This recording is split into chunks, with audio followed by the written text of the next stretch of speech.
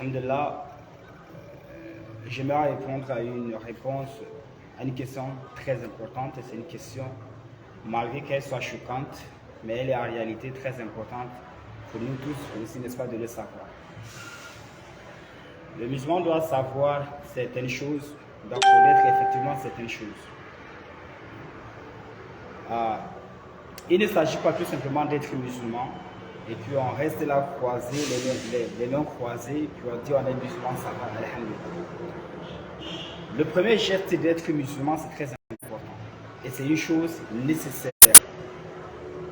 Mais souvent, on se dit musulman parce que peut-être nos parents sont, ou bien parce que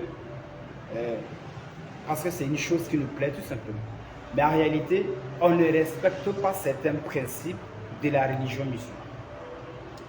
Et c'est ce qu'il faut savoir.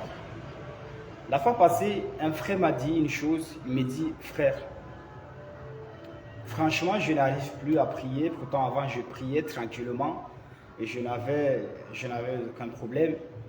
Je partais à la mosquée sans problème, sans souci. Mais aujourd'hui, cela ne m'arrive pas. Je n'arrive pas à prier. Les jeûnes aussi, si le jeûne arrive, tantôt je jeûne, je fais le semblant de jeûner. Pourquoi on ne doit pas dire que je n'ai pas jeûné, mais en réalité, je ne jeûne pas. Et dit la prière, il est proche même de la mosquée, mais il n'arrive pas à s'élever, aller à la mosquée, prier. Ça lui dérange, c'est-à-dire il est dépassé lui-même. Il y a certains qui partent à la mosquée, ils partent tous les 5 prières, mais en réalité, ils ne partent que parce qu'ils ne veulent pas que certaines mal parlent d'eux. C'est-à-dire le pouvoir de partir, c'est-à-dire de partir à la mosquée, il n'est pas que par l'intention de ne pas être, c'est-à-dire de ne pas être appelé ou bien, au fait, il ne part à la mosquée juste parce qu'il ne veut pas que les autres disent de lui, il est devenu mécréant, il ne respecte pas la religion. Donc il part, il y a un as juste, n'est-ce pas, pour que les gens le voient. Il y a des autres, quand ils partent à la mosquée, tu vois la prière des autres, 1 minute, ils ont fini. Avant d'arriver, n'est-ce pas, dans ce cas, j'aimerais d'abord appliquer ces rappels ou bien j'aimerais d'abord répondre à cette question à ses frères qui dit il a du mal à prier, il n'arrive plus à prier comme avant. Certaines choses peuvent pousser l'homme à commettre, n'est-ce pas, ces genres d'erreurs. Premièrement, le mauvais entourage. Peut-être avant vous priez, avant vous étiez avec vos parents, vous priez à chaque moment, quand la prière arrive, vous avez l'imam. Vous partez nécessairement à la mosquée. Mais peut-être qu'aujourd'hui, vous vous êtes séparé de vos parents, vous vous êtes croisé avec certains amis qui ne se soucient pas de leur religion et cela risque également de vous entraîner à commettre effectivement aussi ces genres d'erreurs. Donc, c'est pourquoi les parents, quand ils éduquent leurs enfants, les disent souvent de savoir avec qui ils vont marcher. Cela ne veut pas dire de savoir tel est riche, tel n'est pas autre. Non. Quand un parent dit à son enfant de savoir à qui il va marcher, cela veut dire, ou bien cela renvoie à dire des personnes qui ont une éducation très élevée, c'est-à-dire une éducation dans les religions sociales en général. Donc, même si vous êtes parfait, même si vous êtes bon dans la religion, même si vous êtes bon dans la société, une fois que vous vous croisez avec des gens, avec des personnes inconscientes, avec des personnes qui ne se soucient pas de leur propre personne, ou bien de leur religion, ou bien de leur société en général, vous risquez d'être pareil avec eux. Et c'est pour cela, quand tu te dis musulman, sache qu'il y a un grand combat, c'est-à-dire qui t'attend. Et ce combat, c'est quoi? C'est ce qu'on appelle un djihad. En réalité, djihad ne veut pas dire porter le pied, prendre le pied, aller combattre qui que ce soit. Non, c'est-à-dire le meilleur djihad d'abord commence par soi-même. Et c'est ça, c'est ça. Allah subhanahu wa ta'ala nous dit dans le Coran, أتأمرون الناس بالمعروف وتنسون أنفسكم وأنتم تتلون الكتاب أفلا تعقلون. Allah pose la question, vous ordonnez aux gens de commettre, c'est-à-dire les bonnes choses, vous recommandez les gens le convenable, alors que vous-même vous ne respectez pas cela. Or vous lisez le livre, vous lisez le Coran, vous savez très bien, Allah dit que telle chose est mauvaise. Vous dites cela aux gens, mais vous-même vous ne respectez pas cela. C'est pourquoi un jour le prophète alayhi salatu wassalam, il a donné un récit et dit au jour dernier, il y a quelqu'un, Allah le mettra dans l'enfer. Et les gens vont sortir pour le voir, mais dit qu'est-elle? Mais c'est toi qui es dans le feu, c'est toi qui es dans l'enfer. Pourtant, quand tu étais au paradis, tu étais parmi les gens justes, tu étais parmi ceux qui nous disent, frères et sœurs, ne faites pas ceci, ne commettez pas ceci, ne commettez pas ceci, faites plutôt, voici le convenable et autres. C'est pas toi qui nous recommandais le convenable,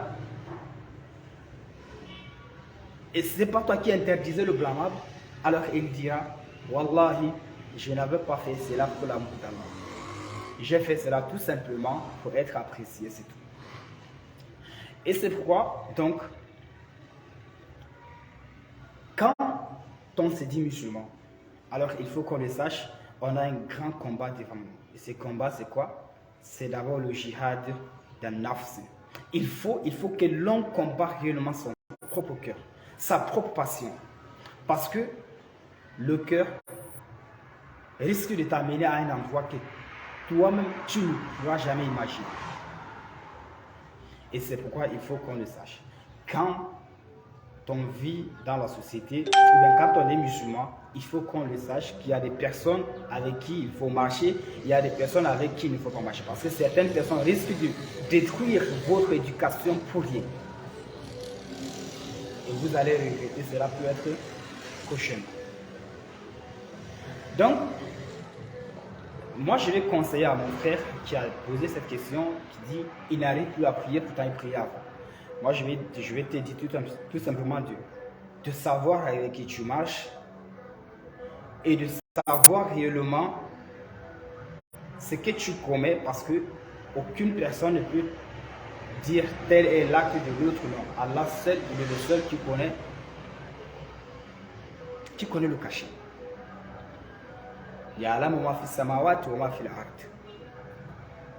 Et c'est-à-dire, il faut que tu contrôles ta propre vie, tes actions, tes amis, ou bien tes paroles même d'abord. Parce que souvent, les paroles conduisent l'homme c'est-à-dire à un mauvais chemin.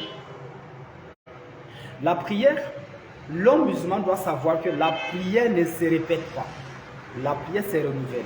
Une fois que tu as cet esprit dans la tête, que la prière ne se répète pas, elle se renouvelle. Parce que la prière que tu as priée hier, Zour que tu as fait hier, ce n'est pas la même prière qui viendra aujourd'hui, non.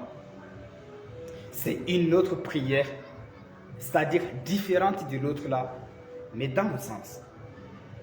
Une fois que tu as cet esprit dans la tête, alors mon frère, tu vas comprendre que en réalité la prière est l'une des grandes choses, l'une des grandes recommandations, ou bien l'une des grandes obligations dans la religion musulmane. C'est pourquoi Allah subhanahu wa ta'ala nous dit dans le Saint-Coran, وَاسْتَعِينُوا بِالصَّبْرِ وَالصَّلَاةِ إِنَّهَا لَكَبِيرَةٌ إِلَّا عَلَى الْخَاشِعِينَ. Allah dit cherchez secours dans la prière, dans l'endurance, dans la prière. Allah dit certes, la prière est une lourde obligation, mais sauf pour les hommes. Et c'est pourquoi mon frère, mets toujours dans ta tête que la prière est une obligation pour toi. Personne ne priera pour toi. Personne ne va dire, tel assieds-toi, moi je vais prier pour toi. Non, aucune personne ne va te dire cela. Ta prière, c'est pour toi-même. Personne ne te dira. Tu ne peux pas sortir de l'argent pour dire tu paies la prière pour toi. Non. Voilà, et ça c'est une chose impossible. La prière, elle est parmi les grandes recommandations, parmi les grandes obligations de la religion musulmane. Parce que même lorsqu'on parle c'est-à-dire les piliers de l'islam, la prière vient,